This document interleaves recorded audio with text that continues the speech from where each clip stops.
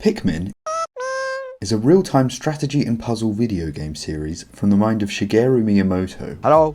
Which all started in 2001 with the GameCube release of Pikmin, will be continued on the 21st of July 2023 with the release of Pikmin IV, and based on what we've seen of it so far, and the series up until now, I wholeheartedly believe could be the best game released this year.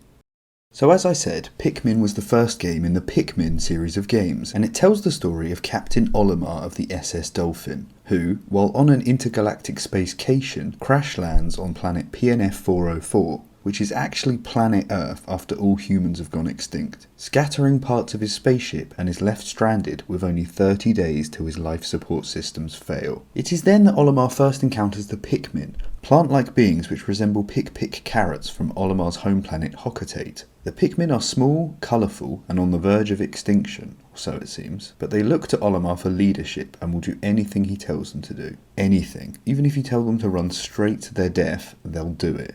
Though there would have to be something seriously wrong with you if you sent them deliberately to their death, because they are straight up adorable. Alright, come on everyone, come with me. Come with Captain Olimar. You know Captain Olimar. Captain Olimar will keep you safe. You can trust Captain Olimar. He's a good guy, isn't he? You trust him? Yeah, follow me. Follow me to your death. Yes, die. Die, my pretties.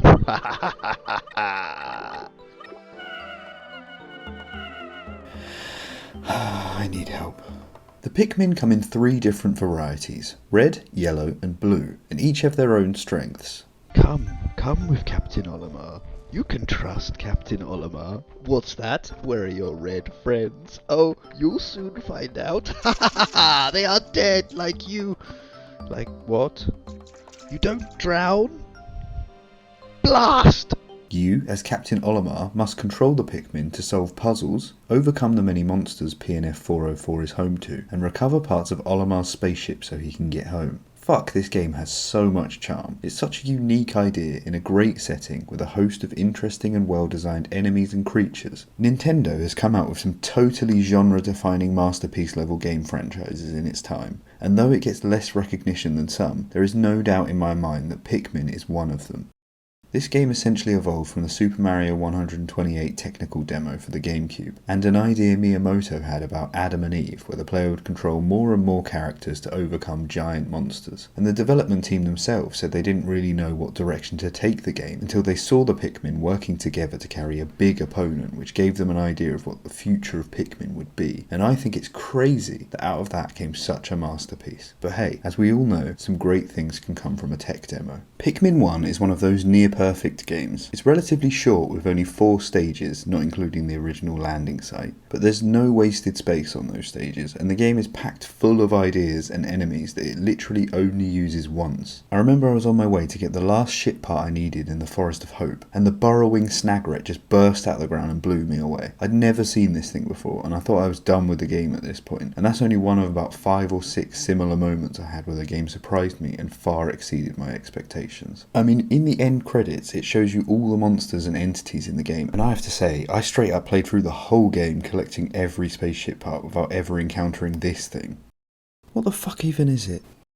For the second game in the series, Nintendo used the same concept and gameplay of Pikmin, but took the game itself in a completely new direction. Upon arriving back on Hocketate, Olimar discovers that the president of Hocketate Freight was forced to take out a loan after Louis, another employee of Hocketate Freight, loses a ship full of golden Pick carrots and almost causes the company to go bankrupt. Olimar is sent back to PNF 404 with Louis to accompany him in search of treasure to pay off the company's debt. The introduction of Louis as a second playable character adds a whole new level to Pikmin II, with puzzles that now require you to use both Olimar and Louis to solve, and also the ability to divide up your labour, switching between both characters to get more done. This game also introduces 2 new types of Pikmin: purple Pikmin, who are heavy, strong and great fighters, and white Pikmin, who are faster, immune to poison, and can detect hidden buried treasure. There are also Bulbmin, mini bulb orbs that are only obtainable within caves, and are immune to all hazards, but won't leave the cave with you when you do. Talking of caves, Pikmin 2 also introduces caves which operate like dungeons, where floor by floor you try to defeat all the monsters and collect all the treasures while losing the least amount of Pikmin possible, though that doesn't always work out as planned. Right, okay, careful everyone, we'll go single file, take it careful, slow, careful, fuck, Fuck. Everyone, come here. Fucking get out. Come on. Fucking, no, come on. Fuck. Fucking fuck. Shit. Ah! The game asks you to save between each level of the caves though, so you can always reload and try that level again. Okay, alright, everyone, this time we're gonna be alright, because now I've got a new plan. I'm just gonna throw you, and then I'll go and get you all, and throw you to the other side. This is just fine. Okay, everyone careful. Careful does it. No, I said be careful. Come on, we can just...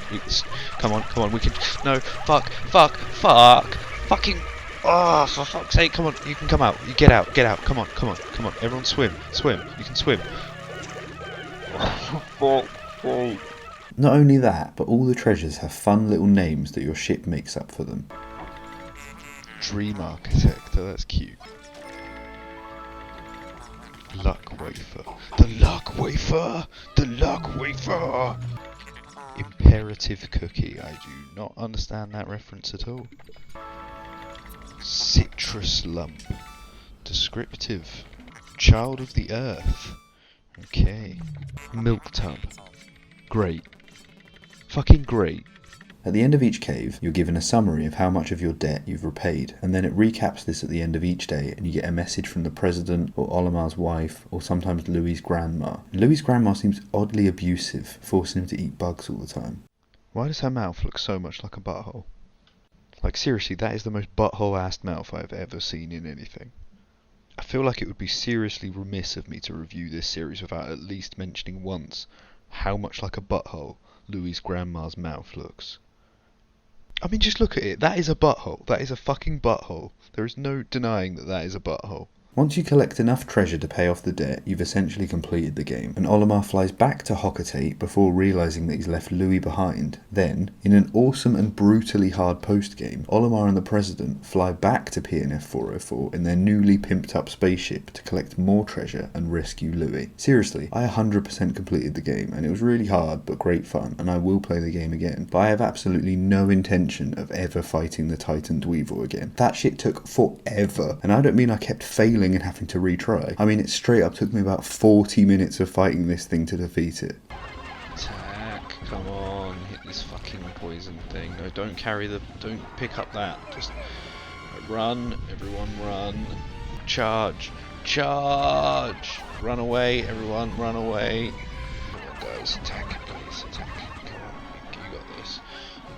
Oh my god, finally, there's only one more weapon. Okay, run away. Fuck. Okay, guys, come on, we just gotta get the water thing now. Come on, just stop missing. What the fuck? Just, at least one of you. Yes! Wait, what the fuck is this now? It's not dead. Kill it! Oh my god, kill it! Oh my god, fucking finally. Pikmin II is the perfect sequel to Pikmin 1. All the new features and introductions really enhance the game while not stepping on the first game's toes, meaning both titles are exceptional and individual gaming experiences. Originally released for the Wii U and almost 10 years after Pikmin II, Pikmin III tells the story of three explorers from the planet GOTY, Alf, Brittany and Charlie, who are sent on a mission to acquire food supplies from their starving home planet and, in a shocking and unexpected turn of events, crash land on planet PNF 404 and are separated. I never would have seen that coming. There, they must regroup, collect fruit and retrieve their cosmic drive key, which they discover in a data log they find has been picked up by Captain Olimar, who has once again found himself on the Pikmin planet. Pikmin 3 is more of a return to the gameplay of Pikmin 1, though there are some new features, such as controlling 3 characters rather than 2 or 1, and having the ability to throw them so you can reach new areas, using your Pikmin to rebuild bridges and other structures, and being able to lock on to enemies and target specific parts of them to exploit their weaknesses. Mostly, the game plays like an updated, improved version of the original, collecting fruit instead of ship parts and ditching the caves added in Pikmin 2 altogether. Pikmin 3 also replaces the white and purple Pikmin added in the second game with the flying pink Pikmin, who can attack enemies in the air and fly over water, and the rock Pikmin, who, let's face it, are just purple Pikmin in disguise, except they now don't weigh 10 times as much, aren't 10 times as strong, and can smash glass and these crystals which are scattered around the place. What's this say? Rock Pikmin are very hard, like rocks. Really? Really? Are they now? This game is full of interesting boss fights which aren't necessarily just solved by throw Pikmin at it. They're usually more like do this thing and then throw Pikmin at it. However, they are generally quite easy. I like how he just stands still for a bit and lets me throw shit at him. In fact, the whole game suffers a bit from being too easy, which makes it feel just a tad too short. I was really getting into the boss fight with the Plasma Wraith, and was disappointed to find that once I'd beaten it, that was it, and the game was over. That's my only real complaint with it though. The game's super fun, really well put together, and fucking beautiful in places. Another really solid entry in the series. So this all leads on to the topic of this video.